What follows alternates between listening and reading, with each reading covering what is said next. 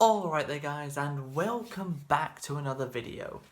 Right, it is now December. The end of the year is fast approaching, as is Christmas. Probably should have said that the other way around, but you know that they're both on their way here. So with it being December and winding down to the end of the year, it is time for my top 5 anime of 2021. Now, I did a list video just like this back in 2019, and I explained my criteria there, so any of you who haven't seen that video, I'll explain it again here. In order to be eligible for this list, a show or brand new season of an ongoing show has to have began and ended in the same year. So, for instance, AOT Season 4 and ReZero Season 2 are not eligible for this list, because AOT and ReZero Season 2 both started last year, and AOT Season 4 hasn't even finished yet anyway. So they're not eligible. That is my criteria for the list. They have to have began and ended in 2021. So let's get started. Coming in at the number 5 spot is Girlfriend, Girlfriend. Very unoriginal name for a show, I know. But it follows our protagonist Naoya, who confesses his love to his childhood friend Saki after years of trying to get her to finally come around to be with him, only for the same day she says yes to him, that very same day, another girl called Nagisa, who goes to the same school as him, then confesses to him on the same day. And you'd think, well, he's only just gotten a girlfriend, so surely he'll be loyal and reject her. Of course he won't. What do you mean he's gonna reject her and be loyal? Of course not. He doesn't have the balls to do it, and instead he accepts. So he started the day with 0 girlfriends, and he ended the day with 2. He's not a very interesting protagonist, as most harem protagonists are not very interesting, are they? Kind of a running theme in the genre. But he does put in effort. Like, he always tries his hardest at whatever he's doing. Something Kazuya from Rent-A-Girlfriend last year definitely didn't do. Although I think we gave him a little bit too much of a hard time, considering how much of an idiot Naoya is. So the show focuses around Naoya, Saki and Nagisa trying to hide their 3-way relationship from everyone else. That's where the bulk of the show is, and how it creates comedic moments. A third girl ends up joining this harem called Mika, who happens to be a YouTuber. But due to copyright reasons, they can't call it YouTube, so they call it MeTube. They also can't call Amazon, so instead they call it Amazon. I've said this before, but I always love it when shows are not able to use real brands, so they slightly alter the name of them. I've always found that quite clever. And you can call me biased for this one, but Mika and Saki are voiced by the same actresses that voice Nino and Yotsuba in the quintuplets, so they get an instant bonus point for that, which is a bit biased, but it's my list, so I can decide how I rank things. The thing that makes this harem stand out from the rest is the fact that it's a harem where everyone wins. Like, most harems, you get all the girls at least have a little bit of time with the main character, but then there's an eventual winner. But when it comes to this show, no, there is no definitive winner. All three girls in the harem are technically winners. Even though Mika never actually gets to the point of dating Naoya, she doesn't really lose in the harem battle either.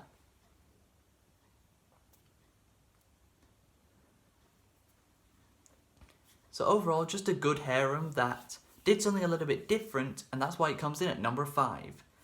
Coming in at the number 4 spot is Miss Kobayashi's Dragon Maid Season 2. I am so glad that this has happened. After the tragedy that happened to Kyoto Animation's studio back in 2019, we were all wondering, would they ever even be able to make anime again? Well, the answer to that question is, of course, yes. As last year, they of course announced Season 2 of Dragon Maid is what they'd be returning with, and then this year, they released it. Season 2 gave us all the great things that we loved about Season 1. It did that thing I like where it includes the opening of the opening theme song of the show within an episode.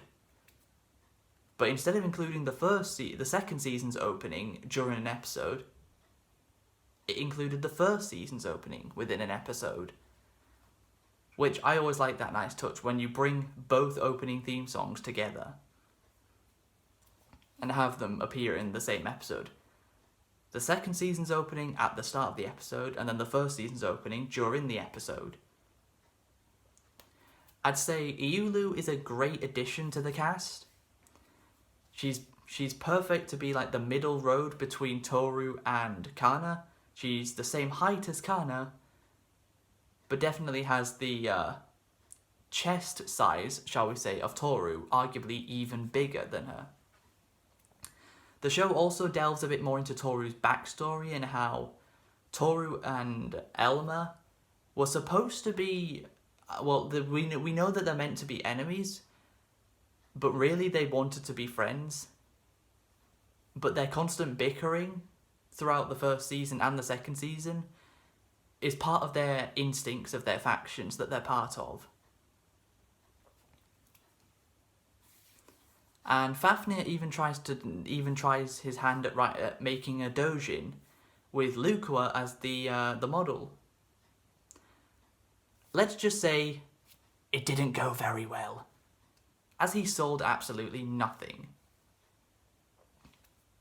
But the show gives you all the great moments that the first season did, and just gives us a little bit of an improvement on them. The only thing I'd say that I dislike about the second season is, number 1, we had no mention of Toru and Kana meeting Miss Kobayashi's parents, which, if you remember at the end of season 1, that's literally what they were going to do. They were on their way to see Miss Kobayashi's parents, and she would introduce Kana and Toru to them. But season 2 basically acts like that never even happened, as there's literally never a mention of it. And the other thing that I didn't like about this show was the fact that towards the end of the show, Iulu gets less and less screen time, which wouldn't not necessarily be a bad thing, but she is the new character. So having her be, let's say, pushed to the side a bit like this towards the end of season 2, a little bit disappointing. But other than that, loved it. And that's why it comes in at number 4. Coming in at the number 3 spot is Odd Taxi. When I covered the show earlier this year, I literally titled it Anime of the Year worthy with a question mark, because a lot of people were saying this is like a hidden gem that's Anime of the Year worthy. So I checked it out, and yeah, it is Anime of the Year worthy. But it doesn't mean it gets my Anime of the Year award, because it does not. It comes in number 3. It is about a guy called Odakawa, who is a taxi driver, who, when he was younger, hated how living as a human, and he wanted to live as an animal. Then he has a traumatic accident that makes his mind think that every single living person in the world is an animal, not a human anymore, including himself. He wanted to live as a walrus, and when he wakes up from his accident, he is a walrus. And the whole show is about his day-to-day life as a taxi driver, and then he gets roped into some criminal activity. And then the show ends off with him having another traumatic accident in his taxi, and then he wakes up with everything looking human again instead of being animals. The thing that really shines about this show is the fact that it covers a number of real issues. I don't mean like real as in that the characters in the show can feel that they're real. I mean like issues you'd see a lot in real life. Just to name off a couple of them, we've got addiction, debt, police corruption, and desperation. They're just a few to list off. This show is not afraid to tackle those issues. I guess trauma. Trauma could be one, because of Odokawa's tragic accident. So that could be another one added that I didn't even speak about in the video I made on the show earlier this year. So, yeah, that's another one to add to the list.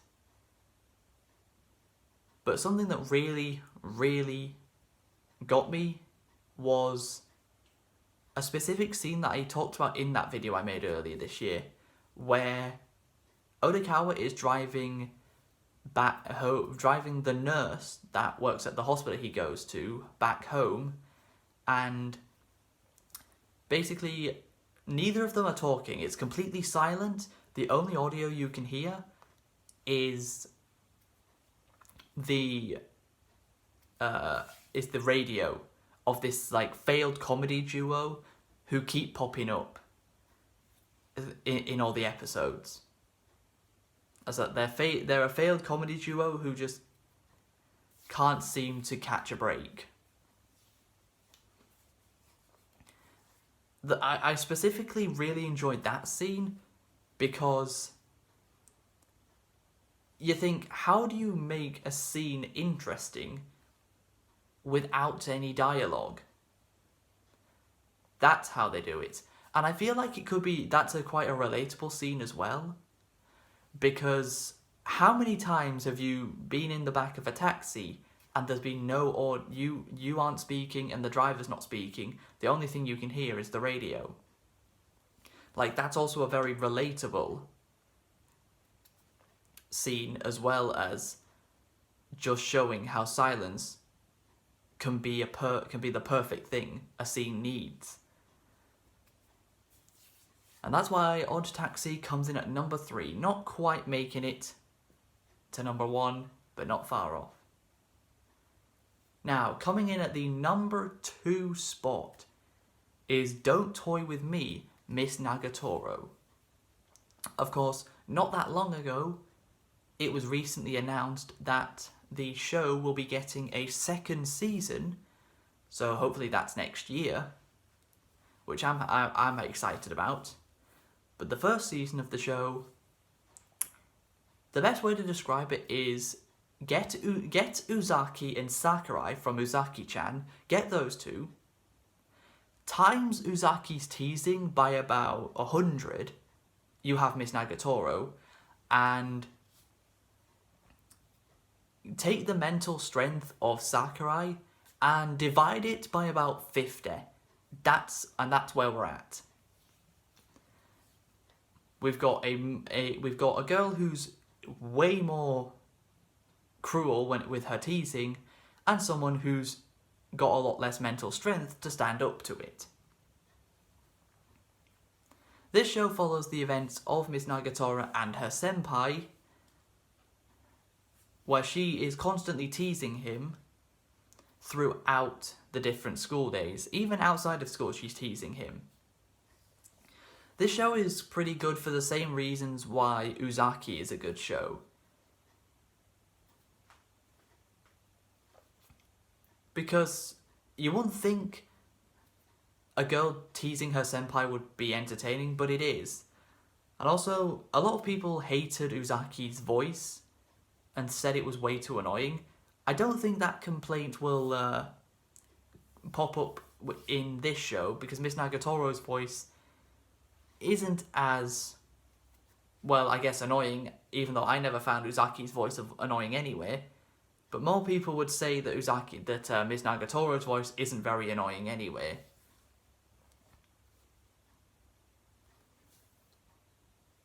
But the show also offers up some very wholesome moments between Senpai and Nagatoro, especially right at the end of the show when Senpai is going up against the art club president, and the winner of this this art exhibition decides what happens to the club. If the president wins, the art club gets shut down. If Senpai wins, he becomes the president of the art club. And there's a really wholesome moment where Senpai runs after Nagatoro and tells her that he wants her to be his model for the exhibition. He wants her to be the thing he paints. And it shows that as much as she enjoys teasing him, Miss Nagatoro does at least have some sort of respect for Senpai. Especially because whenever someone else, specifically another girl, gets too close to Senpai, Miss Nagatoro is not very happy when that happens. So she's trying to get anyone who goes near him away, to be like, he's mine. Only I can tease him. Not you lot are not allowed. And the other three girls that regularly hang around with Miss Nagatoro are Gamo-chan, Sakura, and Yoshi-chan. And they're pretty good characters as well. And something that I've seen a lot more recently in anime that's happening a lot more is animators are saving on their animation by simply not animating any eyes onto characters that are not very important. But also, without even telling you, you can see which characters are important and which ones are not. The ones that are important have eyes. The ones that don't have eyes are clearly not important. And the show even has two very clever references. One of them is at the very start of an episode that's a dream Senpai is having where he's in a fantasy world, and Yoshi-chan jumps out of an egg. Yoshi and hatching out of an egg. Where have we heard that before? Oh yeah, the Super Mario world. Like, I feel that the creator of the manga for Miss Nagatoro, who by the way used to make doujins, so there's a little bit of info for you to understand what the show might also include. I feel like the manga creator literally called her Yoshi simply for that one reference. I feel like that might actually be what happened. And the second reference is a Dragon Ball reference, which, how you manage to slip a Dragon Ball reference into a slice of life anime is quite a clever way of doing it. So we have in the intervals that happen in each episode halfway through, this time around, Miss Nagatoro and Yoshi-chan do the fusion dance that Goku and Vegeta do. And fuse, of course, into the same person. What would it even be called? Nagayoshi? Yoshi-Toro? I guess that's the closest you could get. But the second slide of the interval is the two of them powering up to go Super Saiyan, which is also quite humorous. And that's why Miss Kobayashi, where we are a lot further on than that. That's why Don't Toy With Me, Miss Nagatoro comes in at number 2. Now, before we get into the number 1 spot, I want to list a couple of honourable mentions. The two shows that were the closest to making this list, but just barely didn't make it, are Fruits Basket Season 3 and My Hero Academia Season 5. These two shows just barely did not make the cut for this list.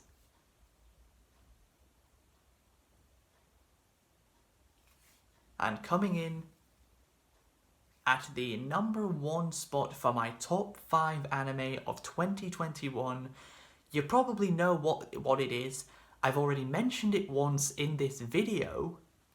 I said it was my anime of the year at the time so far at the time when I covered the show. My most viewed list video of all time, and the only list video apart from this one I've made this year, is on that show. The thumbnail is a character from the show. You know what it is. Coming in the #1 spot, it is The Quintessential Quintuplets Season 2. That's right. It was always going to be this. This was my #1 since March 2021. 9 months. 9 months this show has been my #1. The other #4, 3 and 2 all had a chance at beating it, but none of them managed it. The Quintessential Quintuplet Season 2 still ranks at the top. Why is that? Well, let's start off with what the second season is about. So the first season was all about Futaro trying to get the quintuplets to warm up to him so they'd at least respect him enough to try to actually study. Season 2, the roles are reversed, where the quintuplets are trying to get Futaro to break out of his emotionless shell and express his emotions a little bit more. This, of course, creates a lot of interesting moments, where Itsuki and Nino fall out right at the start of Season 2 and they both leave home. Itsuki decides to move in with Futaro without his permission, and Nino goes off to some hotel. Futaro tries his hardest to try and get Itsuki and Nino to make up, which they eventually do. But the main thing about Season 2 was love confessions, as we had a total of 3 of them. We had Nino, Ichika and Miku, and they were done in that order. Nino's love confession is very humorous, because she's on the back of a motorcycle with Futaro when she tells him that she loves him, but because the motorcycle was quite loud, Futaro never even hears her say it. So when she says, when they get to the bakery that Futaro works at, when she tells him, "Forget what I said" on the bike, and he's like, "What did you say? I couldn't hear you." This triggers her quite a bit. She says, "Fine, I'm not going to tell you." She walks off and is like, nah, screw it, I have to tell him. So she tells him that she loves him a second time, and quite rightly, he's very shocked, because he's never had somebody outside of his family ever say that to him. So Futaro gets all embarrassed anytime him and Nino are working together at the bakery. Then we move on to Ichika's confession, which, if you're a loyal Miku supporter, like me, this scene was heartbreaking to watch. Because Ichika, knowing that Miku is in love with Futaro, disguises as her, and then says to her as making Futaro think Miku is the one saying Ichika likes you, but really Ichika is the one saying it. Oh, it's heartbreaking to see if you're a loyal Miku supporter, but if you're an Ichika, if you were an Ichika lover, what did you think when you saw that? Did you lose a bit of respect for your #1 waifu? How she would go behind her sister's back and betray her like that? Which luckily, Futaro caught her out on right at the end of Season 2. But then we move on to the third and final confession, and in my very biased opinion, the best confession, Miku's. This confession happened in Kyoto, very similar, in the same place Futaro actually met the quintuplets 5 years prior when they were younger. Miku, of course, at the very start of the show revealed she loves the Sengoku warlord period of Japanese history. So going to an ancient Japanese temple in Kyoto, very fitting place for her to be in. So she points around to all the different monuments and structures and says that she loves them all. Then she turns around, points at Futaro and tells him that she loves him, of which he actually already knew about that, due to something that happened in the previous episode. Then Miku tries to turn it around and say she was really saying it to the other quintuplets who were hiding behind Futaro. But we all know she really meant that to be for Futaro. And it's the most heartwarming confession of the entire show, mainly because this is the confession that the show has spent the most time building up to. Miku was the first person to actively feel she likes Futaro, and that was very early on in season 1, and we didn't get it, and then it didn't happen until season 2, till she finally did it right at the end of the episode. And that is why the Quintessential Quintuplets season 2 comes in at number 1.